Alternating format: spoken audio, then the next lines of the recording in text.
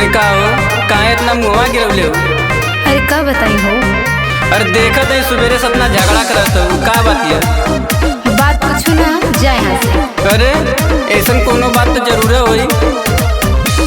हाँ हाँ बात का करवा जाने।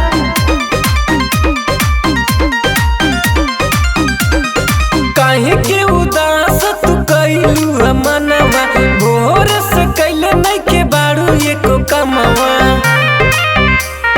बात ही ऐसन बा।